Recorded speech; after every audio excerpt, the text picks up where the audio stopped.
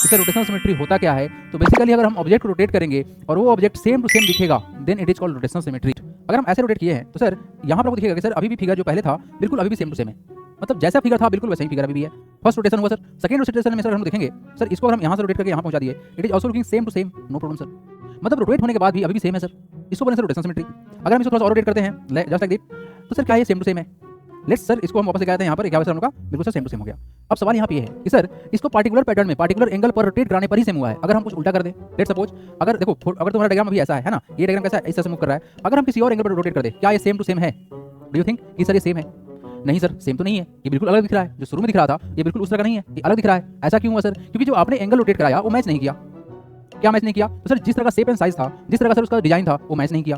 यानी इस particular angle पर ये सर रोटेशनल सिमेट्री नहीं कहलाएगा, सिमेट्री कहलाएगा नहीं। तो सर क्या करेंगे? एंगल को ठीक करेंगे, ठीक है, एंगल को ठीक करेंगे। अब देखो आप ध्यान से, क्या बिल्कुल सेम टू सेम है जैसे पहले था? अभी सर सेम टू सेम है।